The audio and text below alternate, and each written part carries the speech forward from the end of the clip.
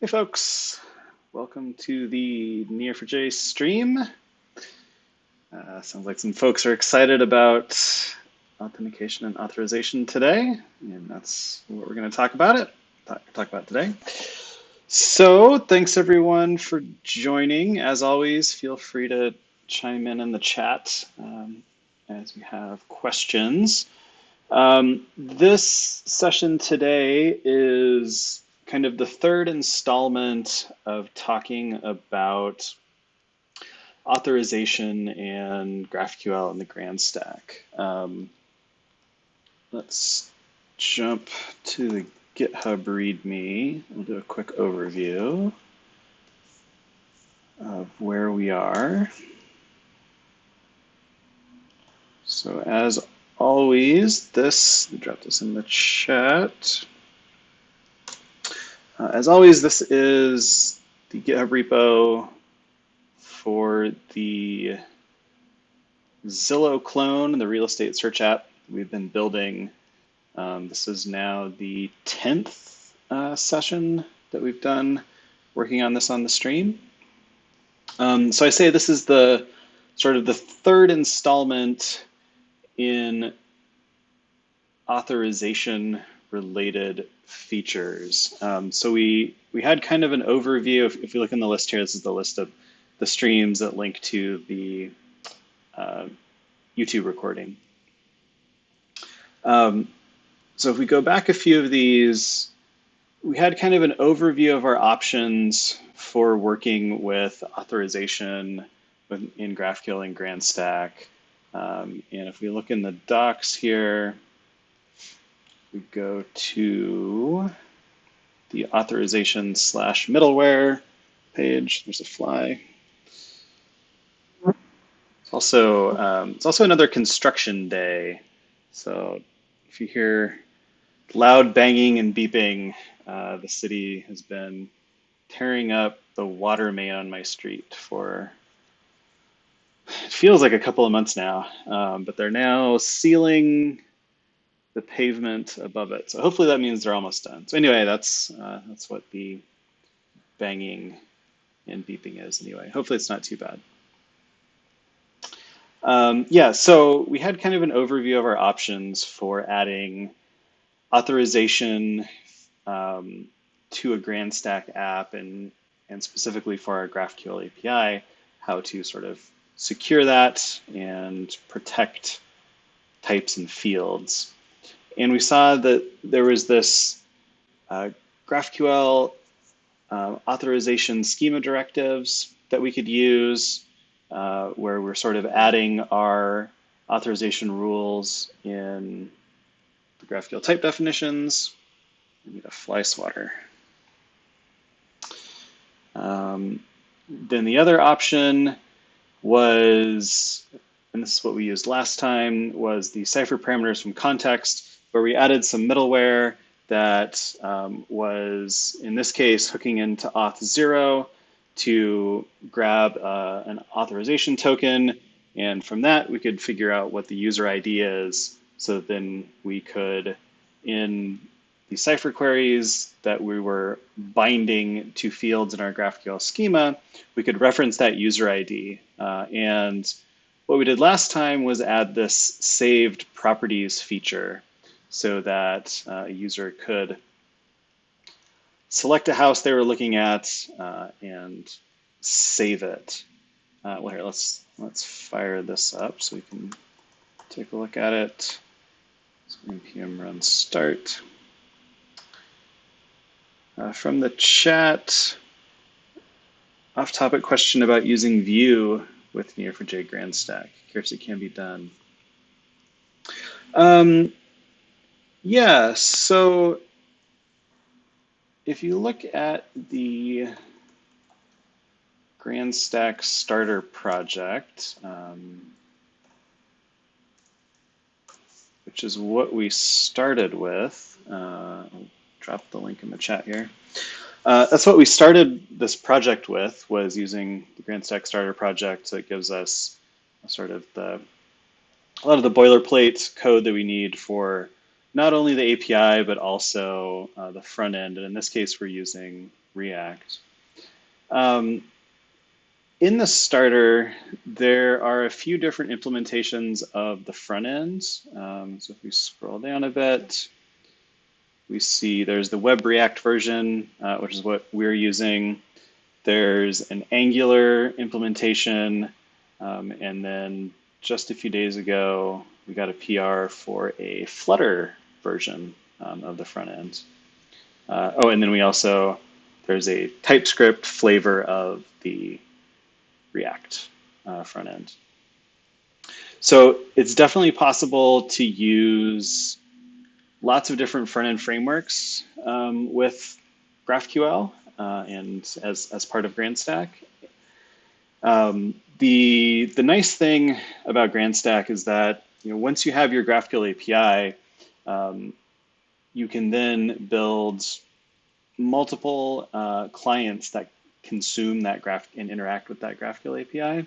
So we've been using React. You can certainly use Vue. I'm not sure what the state of GraphQL Vue clients is. I think there's a Apollo client integration, Vue Apollo. So maybe that would be a good one to add to our GRANDstack starter project implementations. But yeah, essentially, if you wanted to do a Vue version of GRANDstack, you would essentially just replace the React front end using a Vue implementation, some sort of Vue GraphQL client. I think there's an Apollo client integration for that. So it certainly can be done, although we don't have a version of it implemented in the starter yet. But yeah, good question. My colleague Adam is a big Vue fan, so maybe we can guilt him into doing some things with GraphQL with Vue.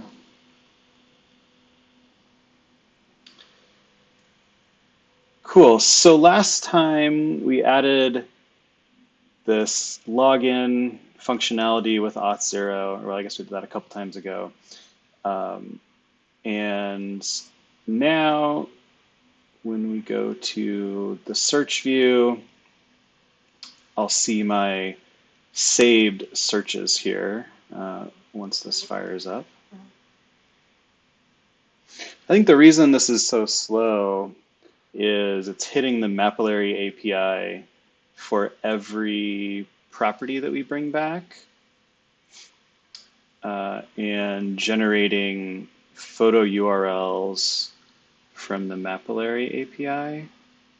So maybe let's see. If we look in resolvers, we bring back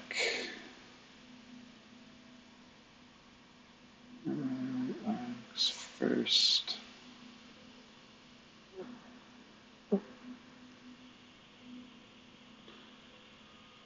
Soccer Nothing says, cool, so the Neo4j settings should be the same. Yeah, so in regards to sort of adding a Vue version, yeah, everything here that we do with Neo4j doesn't really change. The only sort of front-end specific things, are how you interact with the GraphQL endpoint. And so that doesn't really change I should say, the API piece of this doesn't really change if you're using Vue or React. There we go. Okay, that was a bit faster that time. So let's log in.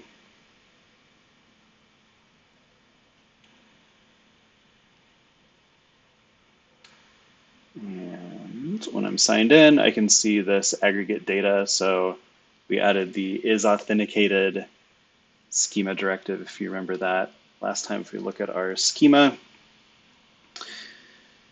we added these isAuthenticated schema directives 2 sessions ago to restrict this sort of aggregate information to say, well, you have to be signed in to the application to be able to see those.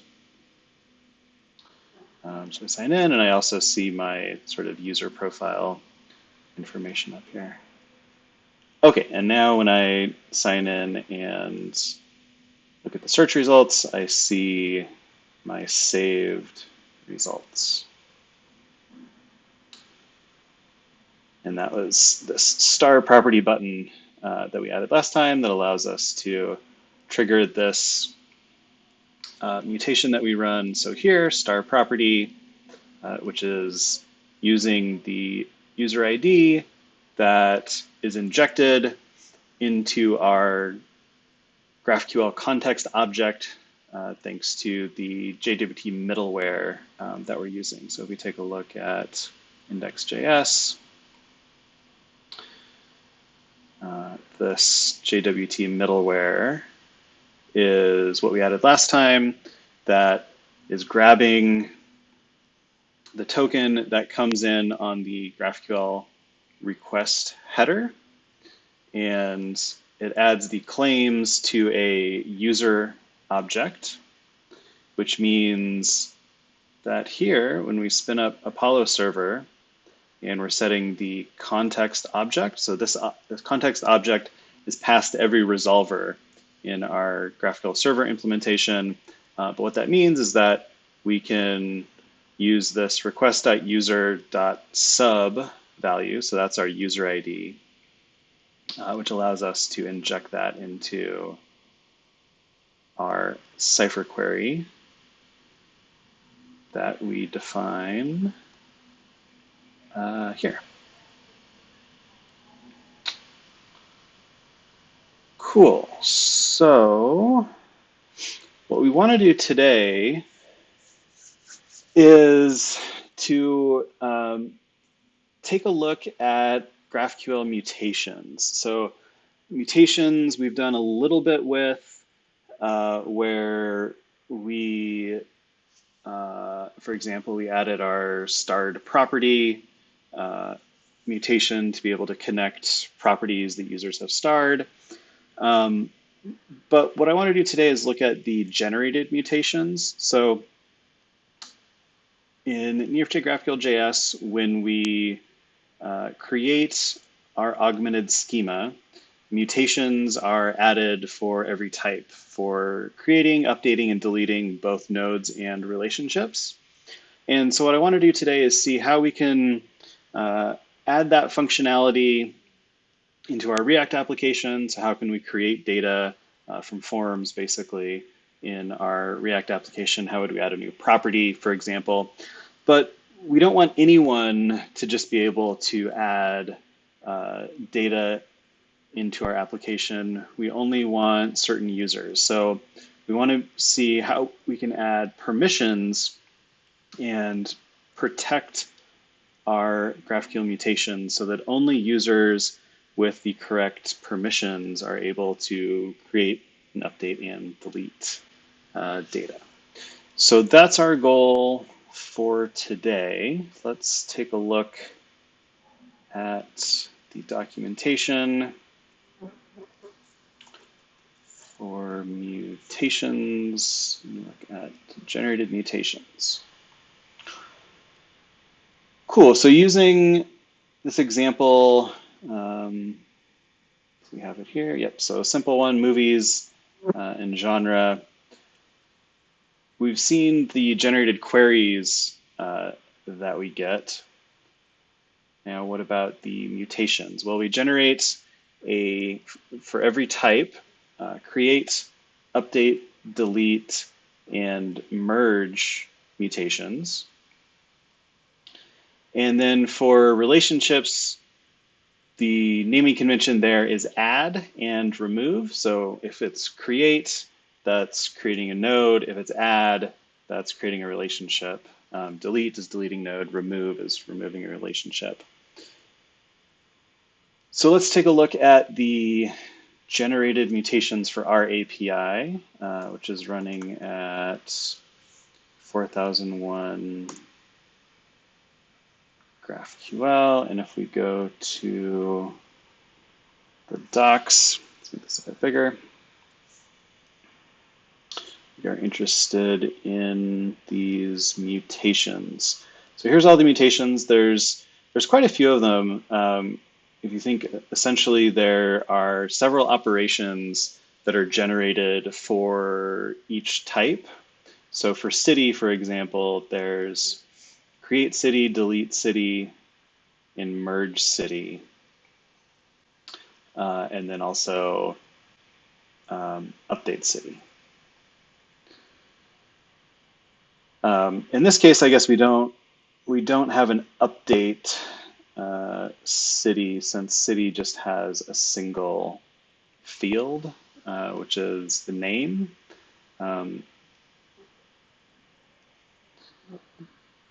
Is that why we don't have an update city?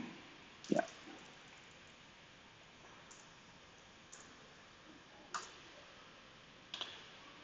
But for example, we have update property. So with update property, we can find an existing property and update any of the existing values. All right. Okay, let's start with a simpler example here. So let's create a city. So we'll say mutation,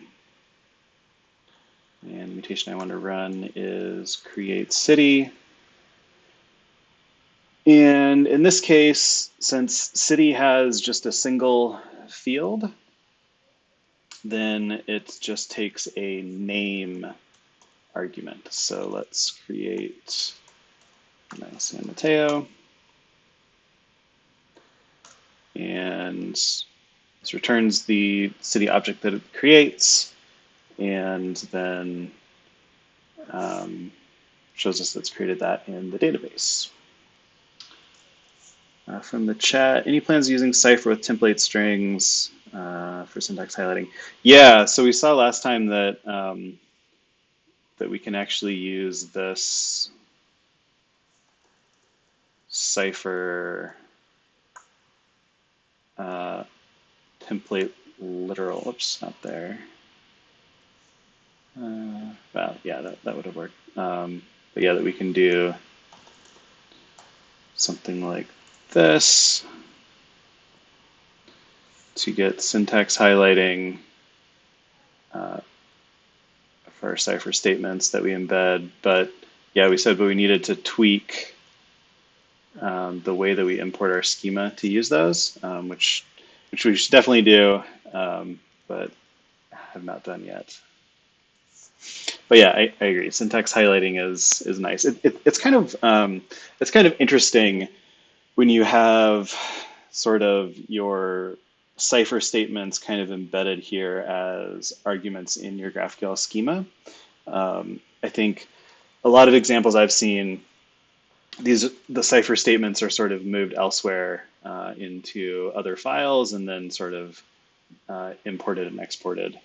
That can be kind of easy to create a very large type definition file, especially when you're adding in lots of different types and lots of different Cypher directives. Okay, so we've created a city. Let's jump to the database. So here's Neo4j browser. Match city. So here's all of our cities. Let's find the one with the name San Mateo. Make sure we actually created something. Yep, there it is. So we created this in the database. It has a single property name. Okay, let's look at one that's a bit more complex. So let's create a property. So if we look at property, there's a lot of inputs here, a lot of arguments. If we look at our type definition for property, you can see that we have a lot of optional fields. And this, originally we had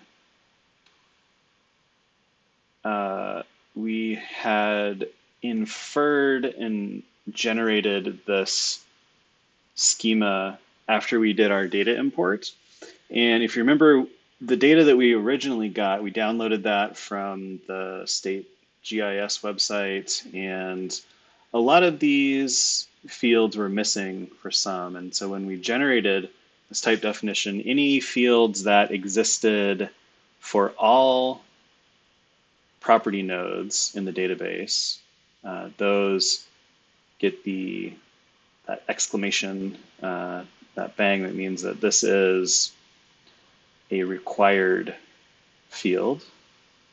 So any of those in the mutation, we're going to have to specify those in the mutation. Any of the other fields, the nullable fields, those are optional. So if we want to create a new property, it's going to have quite a few fields. Let's see what we're going to have. We're going to have a county CD. That's an integer. Not sure what county CD is actually. What else? We're going to need continuous. That's like number of continuous acres, I think. That's a float. Fallow acre, also a float. Let's make this a bit more readable. Fallow acre. Farm site acre is required. Let's say we have a property with, I don't know, 1 acre. Forest acres. I guess these should be 0. If we have 1 acre for the whole property, we shouldn't have some of them fallow and some of them forested. But anyway, GIS acres. So this I think is like the total number of acres in the property.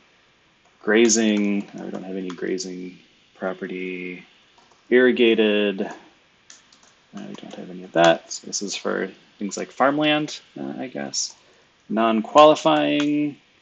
Not sure what non-qualifying acres are. What else is required? A property ID is required. That is an ID, which you can think of as a string. Okay, property ID, and then we have shape area, which is a float. So again, I think that's maybe in square meters or something like that, based on the shape file.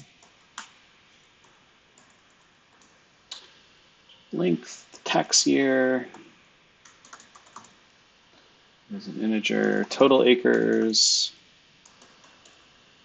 it's a float. Total build, so this is the total value of the building. Total build, total land value.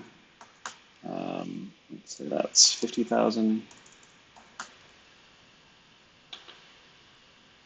And then the total value is going to be these two, so 150,000. And wild hay acres. It's also required. Let's say there's 0 of those. And then we have this ID field.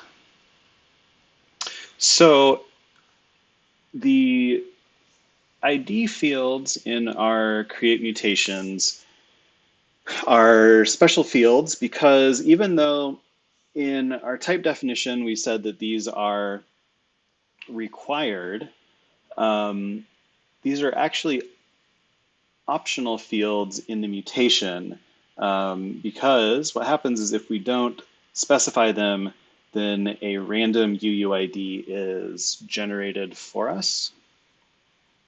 Let's also add an address here. And we'll say that this is 111 East 5th Avenue in San Mateo. Okay, and I'm not going to specify an ID. We'll let that be automatically generated for us. ID and address.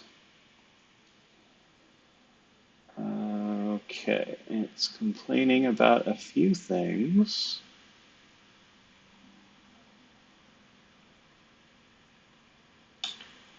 Can we see what? Field create property argument, total value of type int is required. Oh, I did total land value, total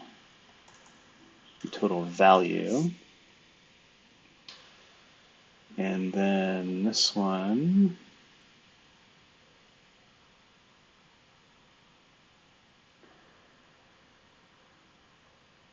is, how do we see the error there? Oh, let's just run it. Expected type int. Oh, property ID is an int, not an ID. Okay.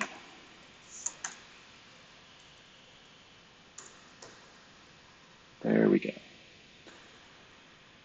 Okay, cool. So let's run this. Oh, the other thing I want to add that's not required is location.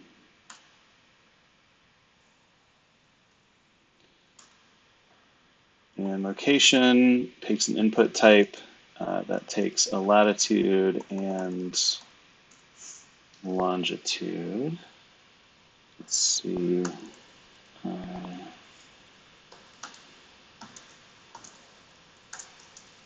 So we get the latitude and longitude for the place that I'm looking for. 111 Fifth Avenue, San Mateo. If I just ask for longitude and latitude, will it give it to me? No, that's okay. Get it from Google Maps.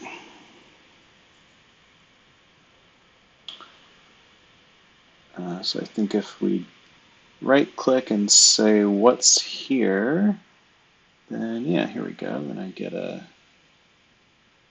latitude and longitude that I can copy.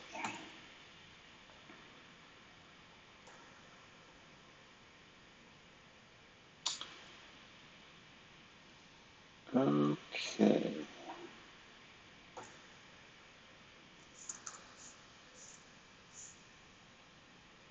Okay, so our property has an address, a latitude and longitude. Let's create it. And it says, okay, here's your ID. Let's copy this because we think we might need this later. And your address. Okay, so now if we go to the database, and I want to match on a property, the address, let's say where p.address contains 111 East 5th Avenue, return p, we get back this node that we just created through the GraphQL API. Okay, cool. Now it's not connected to any other nodes. So the next thing we want to do is create a relationship. And specifically, what I want to do is connect this property to the city node that I just created for San Mateo. And And so to do that, what we'll do is, if you look in docs, well, we said that the add mutations are for creating relationships. So we have this add city properties mutation. And this takes a from and a to input type. So it takes a property input and it takes a property input here, which is going to be the ID field of the property. So that ID field on our GraphQL types, I said, had some important meaning. And that's how we reference these objects. In this case, it's a node, but essentially that's how we reference these nodes as input types when we want to do other operations with them. So when we want to, say, like create a relationship, when we want to update the values on them, we refer to them by that ID field. You think of it as, I don't know, kind of like a primary key. If we don't have a field that is of type ID, well, then we can use the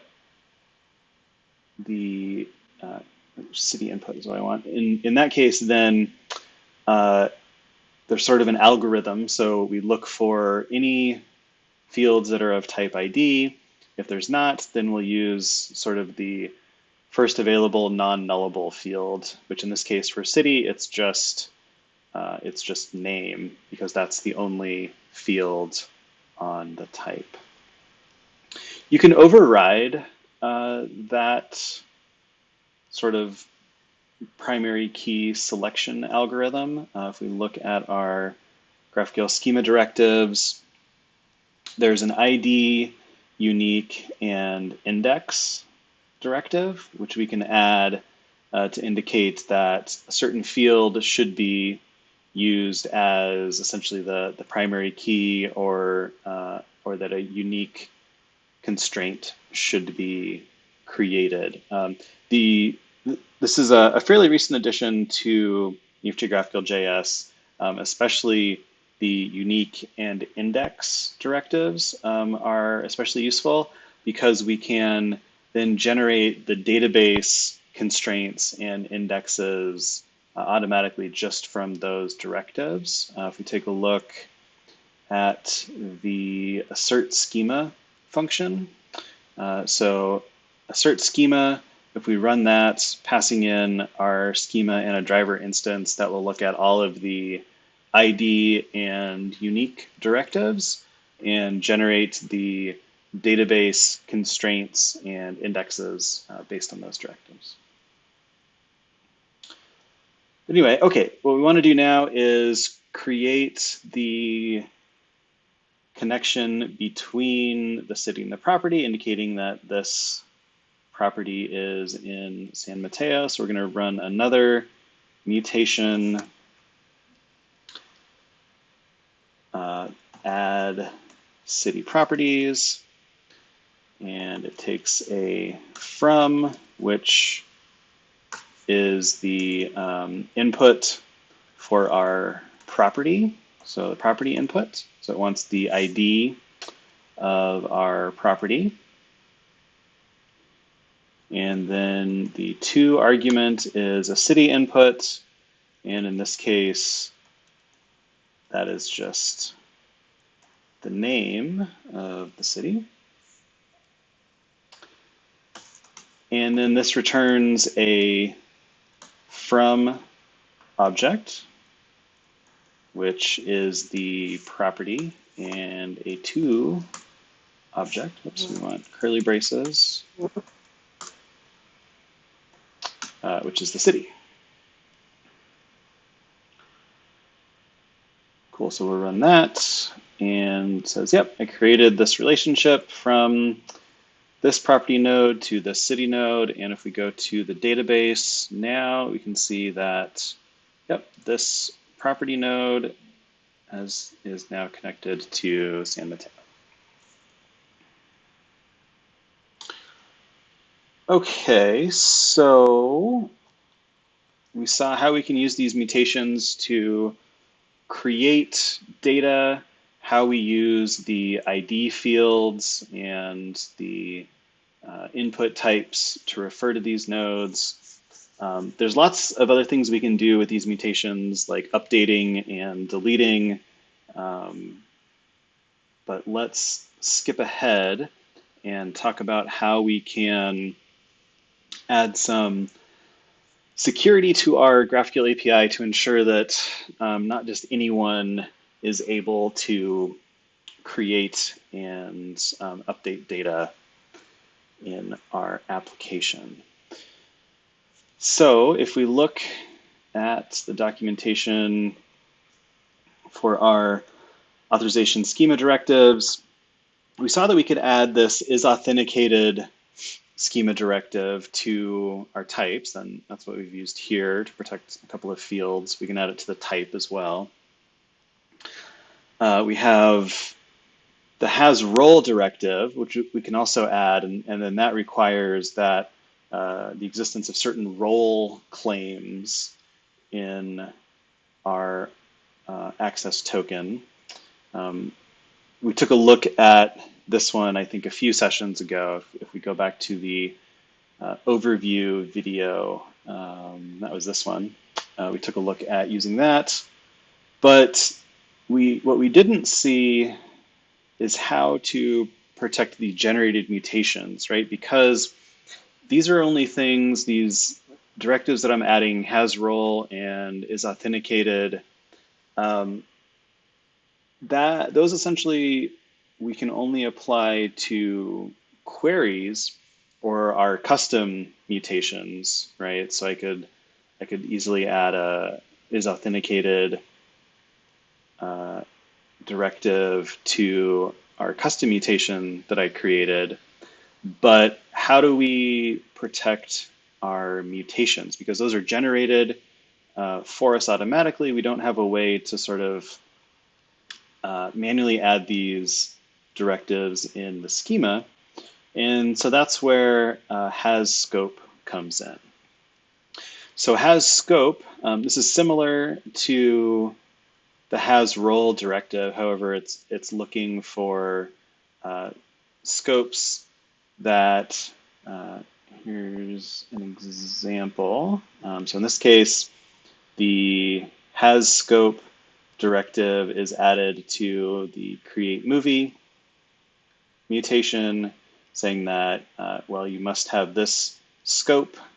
So your JWT token must have a claim that says you have this scope among possible other scopes to be able to execute this operation. But because these mutations are generated, we just have to toggle a configuration here to enable those.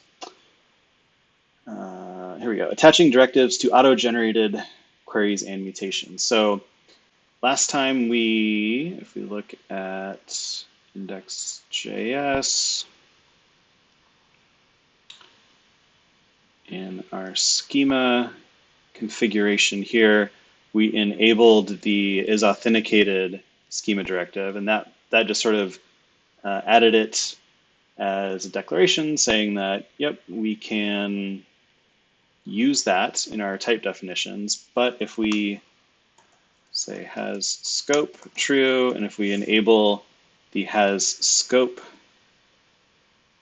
directive in our configuration, what this will do is it will add the appropriate hasScope directive to now all of the generated queries and mutations. So now, in order to be able to, in this example, create movie, I need to have this create movie scope attached to a token. So for example, if I try to run now this mutation again, creating this relationship connecting the city and the property I just added, instead I'll get this error that says no authorization token. So now all of these mutations are protected, and now I need to have a token that grants me the permission specifically for this operation to be able to do that. From the chat, there is a role authentication Auth0 as well that have no use in GRANDstack. Yeah. So we'll see specifically how we kind of skipped over roles here, but we'll take a look at roles and specifically how we can map Auth0 roles to scopes to enable our mutations. Cool. So okay. So now our API is now protected. No one is able to sort of just come to our API and start executing mutations to create data. But now what we need to do is attach tokens with the appropriate claims for our scope. So how are we going to do that? And to do that, we're going to jump to Auth0.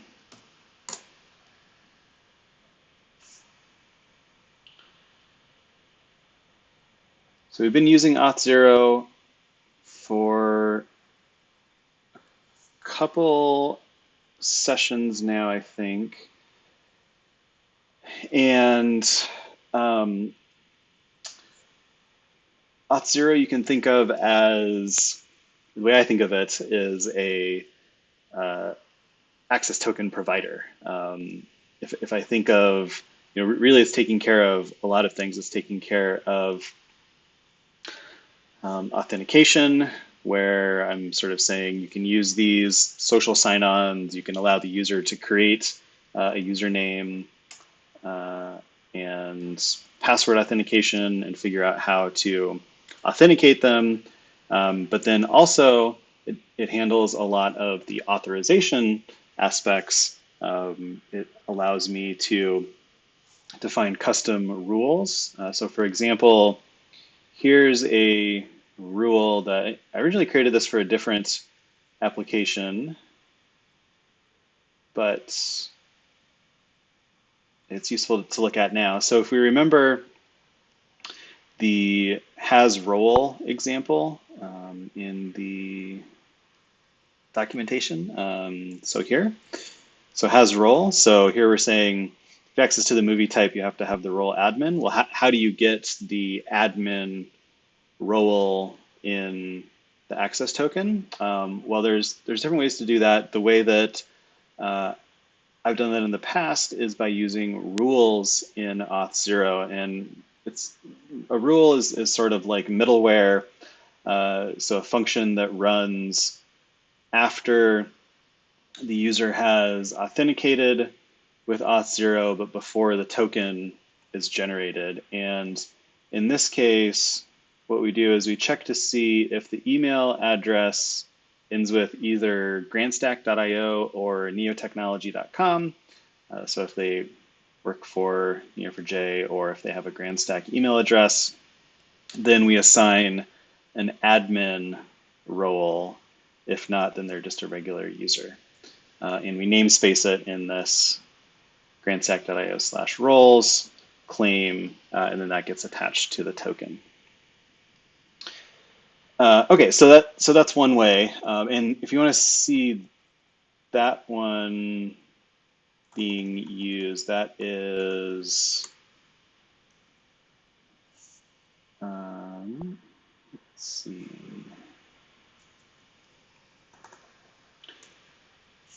Yeah, here we go. The GRANDstack Starter Auth0 demo. So this shows how to make use of that has role schema directive, where it's protected certain types, and it uses that Auth0 rule to sort of set users as admins if they have certain domains in their email address.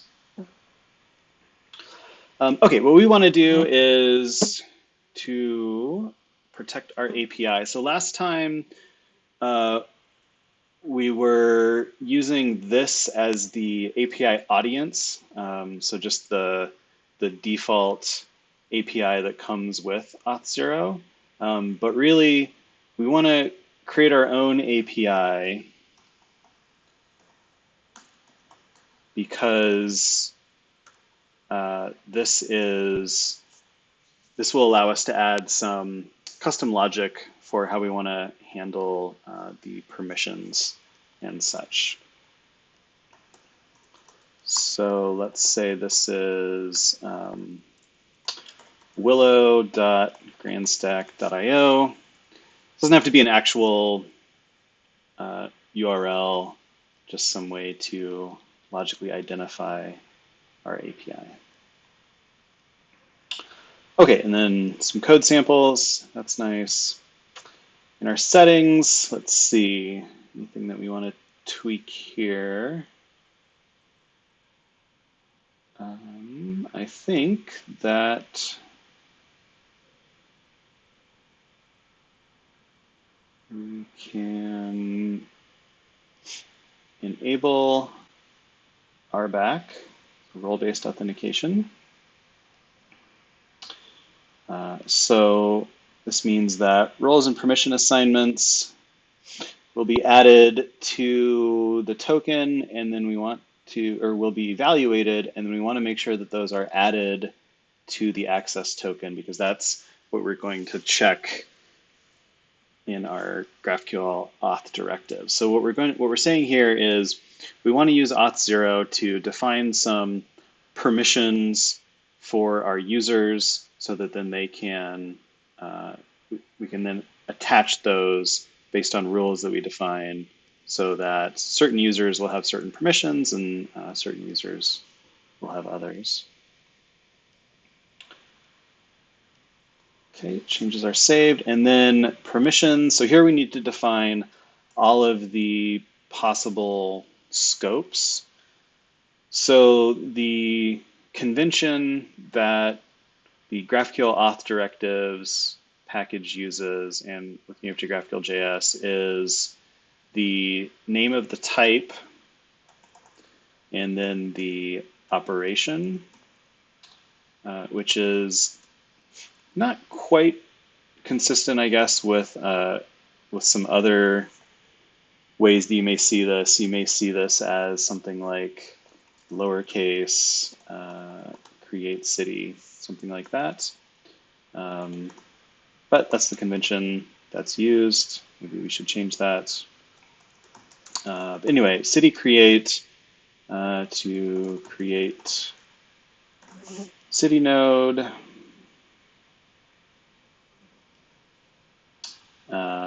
What else? Property create to create property node. And then we also want to add the read permissions, because here we enable that has scope directive. We even add the has scope directive to the generated query fields as well. So we want to be able to read property nodes.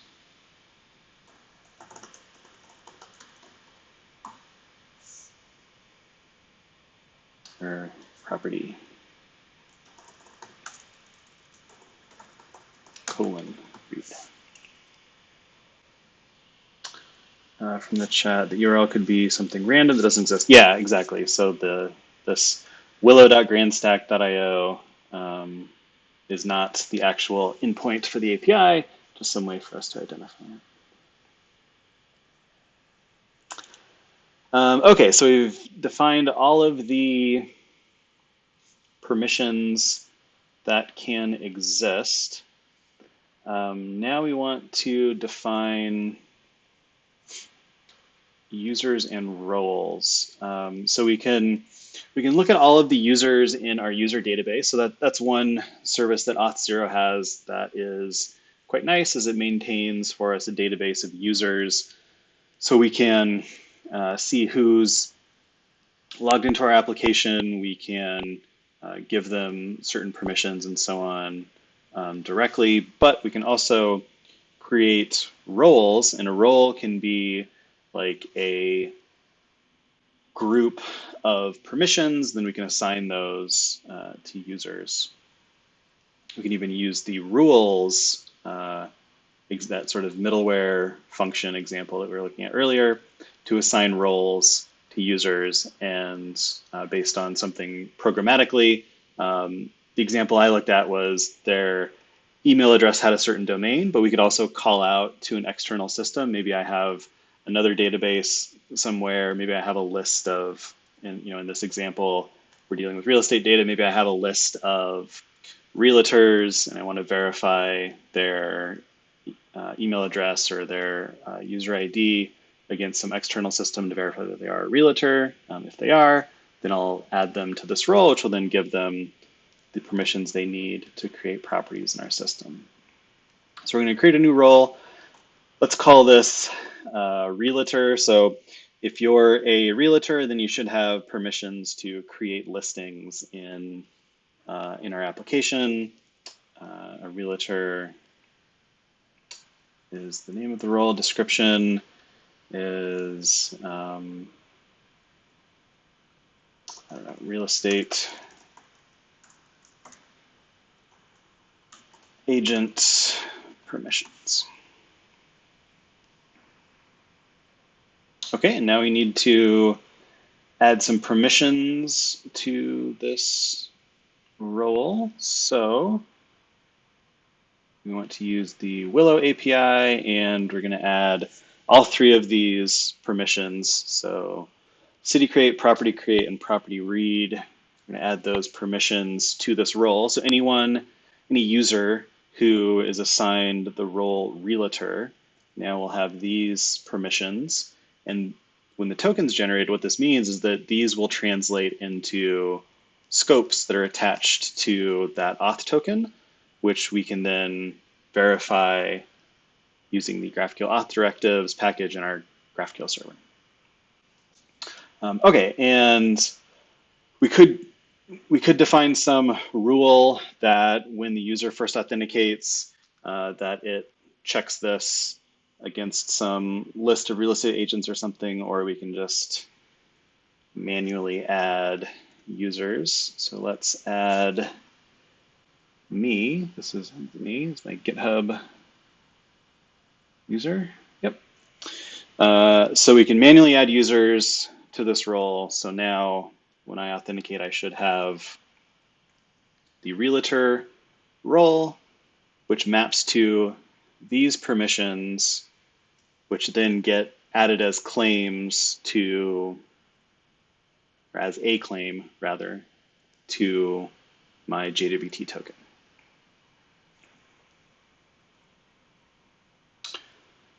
Okay, so there's one thing we need to change in the front end of our application. So web React, I think index, yeah. So right here where we created our Auth0 provider, previously we were lazy and we just pointed this at the existing API that we get when we create an Auth0 tenant, but we want to change the API audience now to point to our Willow API. So we'll change the audience prop here.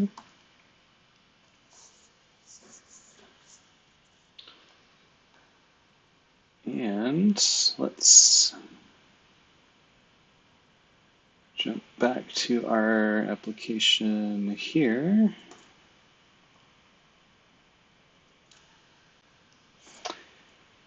And we get an error. Why do we get an error, and what is it? Well, if you remember, we said that enabling the has scope directive, so here in the API, when we say has scope is true, that automatically attaches that has scope directive to every query and mutation, which means now that you have to be signed in at least to use the application. We could define some custom mutations, and those will not have the has scope directive added to them. So that might be something that we could do in the case where we want to have some functionality in our application enabled for users who are not signed in.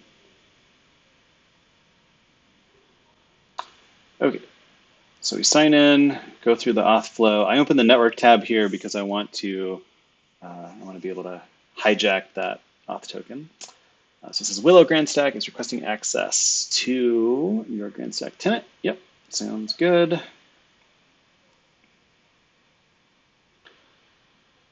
Okay, and now that I'm signed in, I can see this data, the aggregate data, and now I can see the list of most expensive properties. Okay, so that's good. Let's take a look here at the GraphQL request. If we scroll down to the headers, here's the token. What I want to do is grab this token and go to JWT.io, which allows us to decode tokens and see the claims on them. And if we take a look here, here are the claims in that token. So we can see the API audience is now our Willow API. And the thing we're interested in here is now we have this permissions claim, which has the permissions that we added to the realtor role. And the only reason that I have these is because I explicitly assign the realtor role to my Auth0 user. If I sign in with someone else, that user will not have these permissions because we haven't created a rule to assign those to that user, so they won't be able to do those operations against the API. And so it's specifically this property read permission, which is allowing us to see, make this smaller, allowing us to see this table, right? Because that's now assigned to the property read has scope. And if we go to the search, we can see our starred properties and our search view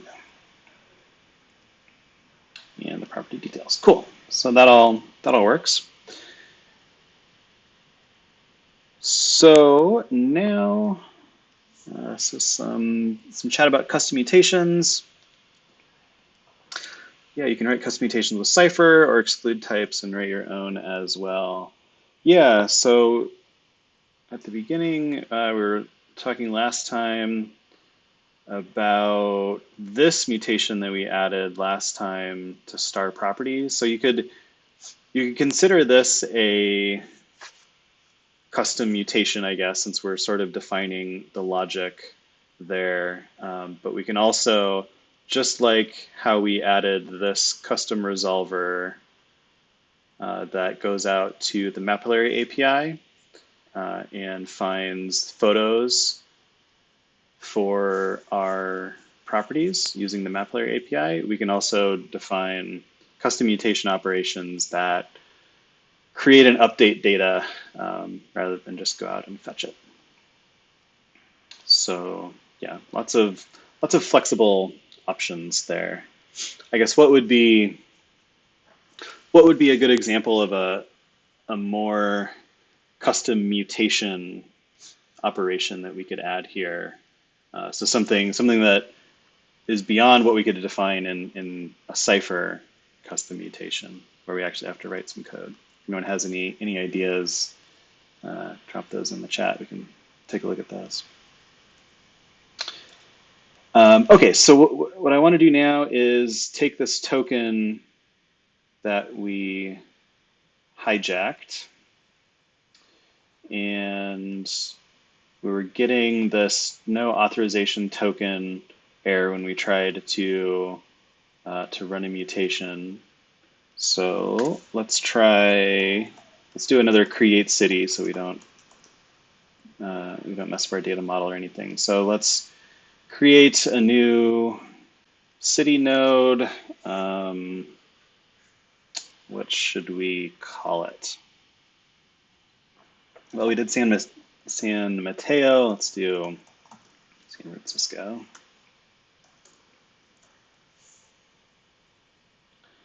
Okay, so I try to run this without attaching any auth token, and I get this no authorization token error. So what I want to do is in the header, add an authorization header that has a bearer token.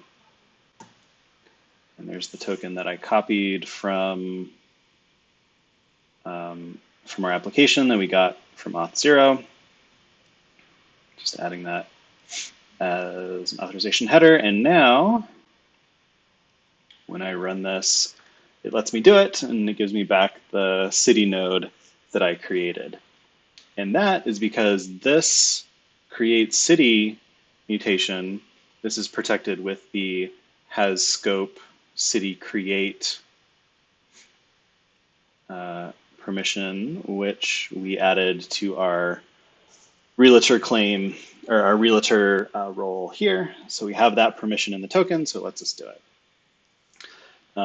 We can try to do, let's try to do one that we don't have permission to do. So we have city create and property create. Let's try to create a neighborhood. Neighborhood we don't have permission to do. So if we try to do create neighborhood, also just takes a name. What's a good name for a neighborhood? How about Sudden Valley?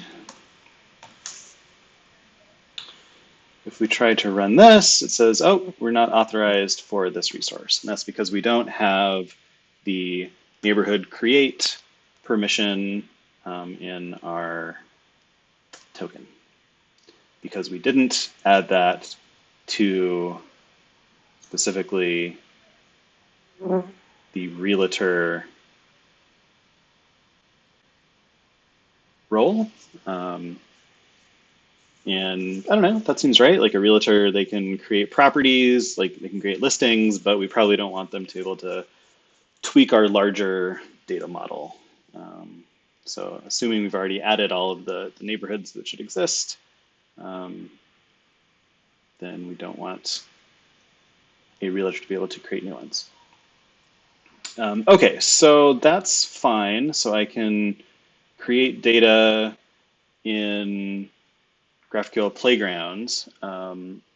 What I want to do is add this to our React application so that I can actually, fill out a form, type in some data, and actually then creates that in our application. So I'm going to go to Web React source components, do a new file, and what should we call this? How about let's create a create property.js. So we're going to create a create property component. We need React. Oops. There we go. We need the GQL GraphQL template tag. And we're going to run a mutation. So we need the useMutation Apollo React hook. And I know I've been using Apollo Client 3 in some other projects, and that has a bit different API. We still haven't upgraded this project to Apollo Client 3 yet. So this is using Apollo Client 2.5, I think, was the last version before 3. So in Apollo Client 3, GQL and the React hooks, those are all available from one package by default. Okay, and then we need to create property mutation.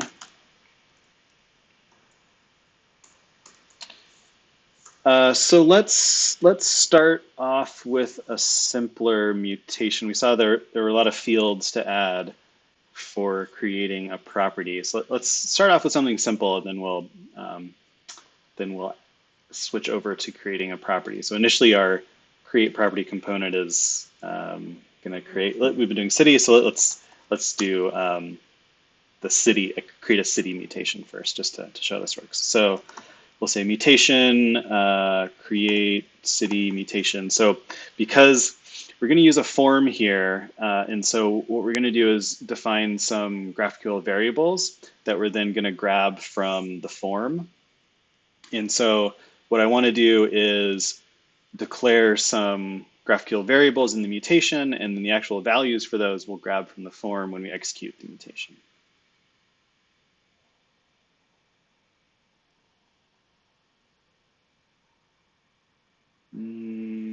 Okay, so we'll say create city mutation, and then declare a GraphQL variable city, which is of type non-nullable string. And then, so that's just sort of our declaration. And then we want to run the mutation operation, create city, passing in the city GraphQL variable, and then return just name. Okay, so that's the mutation we want to run, and then our component, functional React component, we'll call create property. Let's see, so I'm going to use a ref here just because it's a fairly, no, let me rephrase, it's the lazy way, I guess, to deal with forms in React. So there's a few different ways of dealing with forms in React. So one thing that we can do is have a controlled form component where I've sort of bound the state in my React application to the state of each of the inputs. So like an HTML input likes to maintain its own state. So it has, for example, like the value, right? So as I'm typing something in, the state of that element is changing. So if I bind that to the state of my component, that's sort of the more React way to do it. But I can also use a ref, and a ref is basically just a way that allows me to sort of still have that HTML element maintain its own state. It sort of gives me a reference to that HTML element sort of outside React's virtual DOM, essentially. So I'm going to just declare this input variable, which I'm going to use to hold the value from our form input, which initially is just going to be the name of the city. And then we want to use our useMutation hook. So that looks something like this. We'll say create property, and then we also have the data that useMutation function returns. So we'll say useMutation, that's our React hook, passing in create property mutation that we defined above. And then in our component that we're going to render a form, and we'll have an onSubmit handler for the form. That handler takes an event, and we want to do not default prevented, a prevent default. So by default, when you submit a form, we do a post request, which triggers a reload of the page. But we don't want that to happen here. So we're going to say e.prevent default to prevent that post request and reload of the page from happening. What we want to do is, this should be a lowercase c since the name of a function, create property. So we're going to run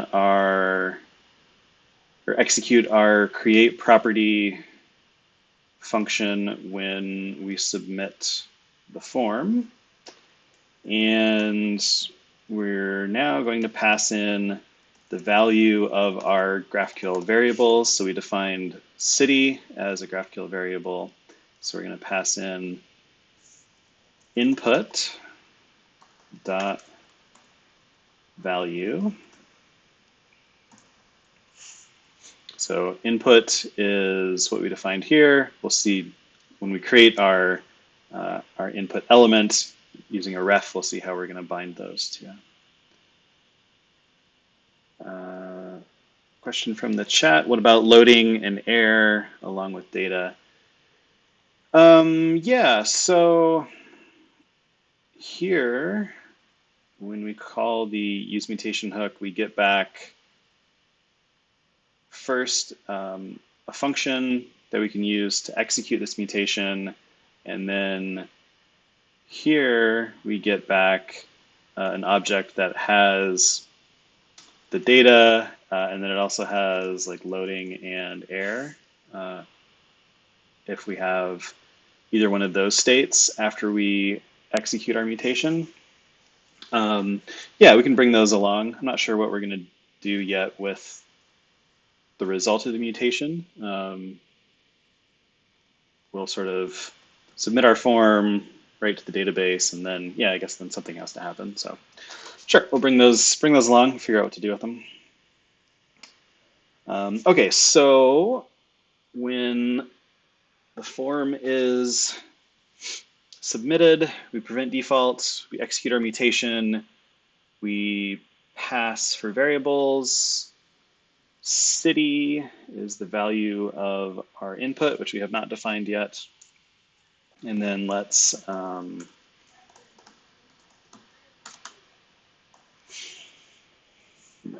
just reset the form after we submit it, after we execute our mutation.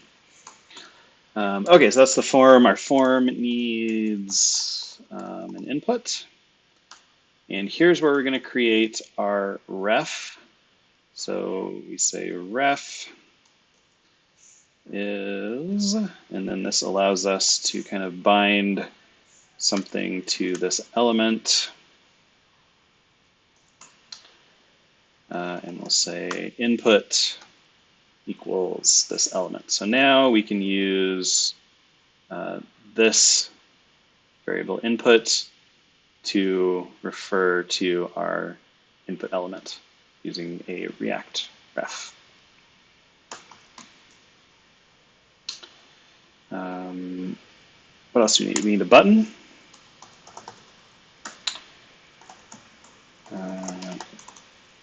Type submit, add city.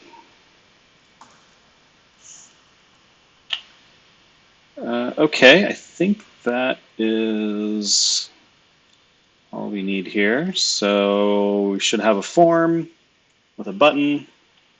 It's just a single input field. You can input the name of a city, and it should execute this mutation and create it in the database.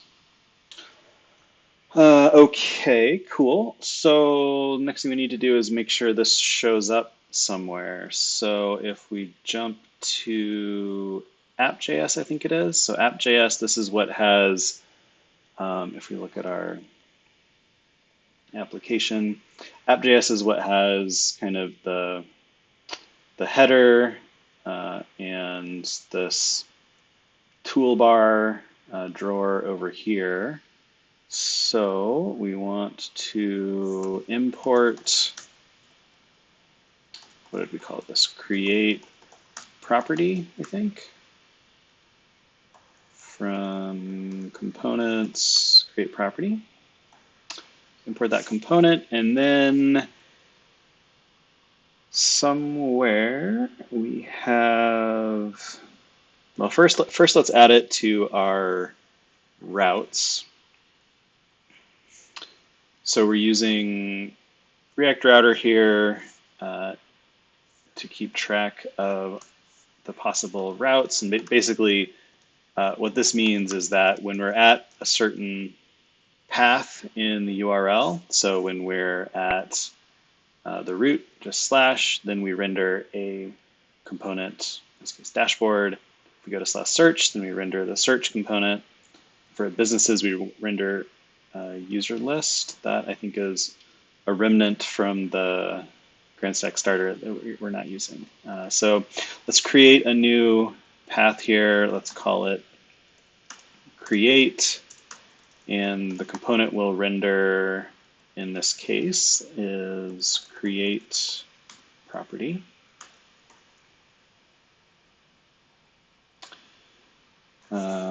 Okay, and then we need to add that up here where we've got, so these are in this drawer, these are the links and the icons here. So let's just copy our /search link and add that to the list. So this will be /create,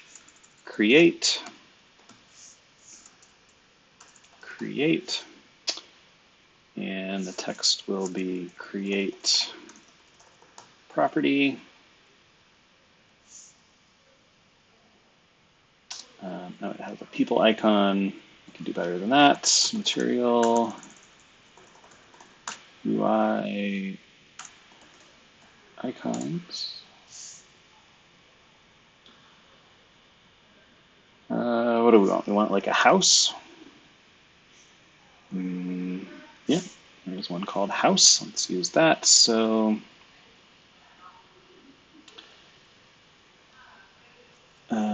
import house as house icon. This is a convention I kind of like of aliasing. So when you import the icon, you have like people from icons, but it's nice to kind of let you know that it's not the people component, it's the people icon. So I kind of follow that convention of aliasing that to house icon. And then instead of people icon, it is house icon.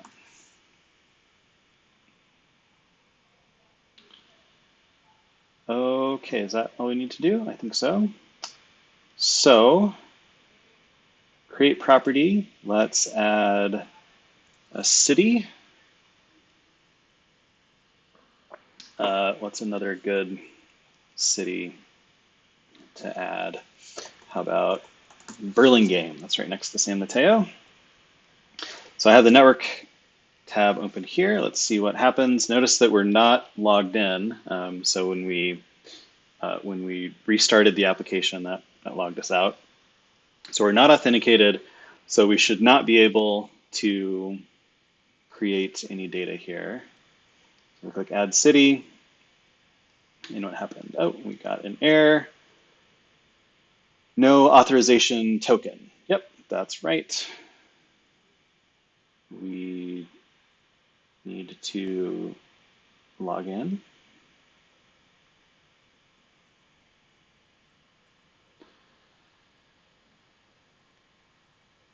Okay, now we're logged in. Let's create Burlingame, add city. Okay, clears out our form field. If we take a look at that GraphQL request, see it had our token attached to it, did a create city mutation, passing along city Burlingame as a GraphQL variables. If we look at the response in the data, it's gave it back the name and the type name. So, okay, it says it created that. We can verify if we go and in the database now, match city, turn all of our cities. We should have a Burlingame in here somewhere. Here it is, Burlingame. Yep, cool. So it created our data in the database from our form, even though we had it, even though we had that mutation protected using the has scope directive. This fly is killing me. Okay, cool. So that I think is what we wanted to accomplish. To actually switch this for actually creating a property, that's just going to be a matter of filling out, the rest of the form here so that we have all of the proper fields, and then grabbing those variables when we execute the mutation. There's a library that I've wanted to try called Frontier Forms. And this looks really neat because this takes away a lot of the boilerplate of adding these form fields and basically just binding the values of the form field inputs to variables in your mutation. And the way Frontier Forms works is you just define a GraphQL mutation, and then you pass that mutation to the Frontier component, and it figures out what form fields to generate, and then takes care of all of that sort of boilerplate for you, which I like. I think that is pretty promising. So essentially, you're just like defining your forms using a GraphQL mutation. I haven't actually tried this, but this would be nice in this case so that we don't have to define all of these form fields for all of the different arguments that we want to pass to create our property node in the database. So cool. I think that's probably enough for today, though. So maybe maybe next time or maybe sometime in the future we can take a look at getting this to work with the Frontier Forms package. I'll drop a link to it in the chat here, though. It looks promising anyway. Cool. So we'll call it good for today. So just refresher of what we did. We saw a bit on how to use the generated mutations with Neo4j GraphQL.js. We saw how to protect the generated mutations using the has scope directive here by adding that to all the generated mutations. Then we saw how to use Auth0 to create roles and permissions and assign those to users in Auth0 so that we could grant those permissions that then get picked up by the authorization directives that we've defined in our schema.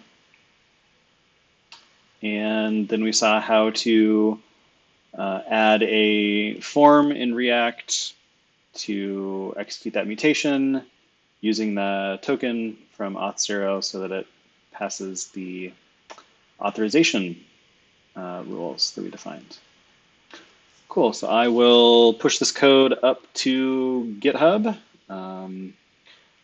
I will not be around next week. I'm on vacation next week, and I'll be in the woods, so we'll skip next week stream, but then we will definitely pick it up the week after. So second Thursday in September is when we'll see you again. Cool. So thanks for joining today, and we'll see you next.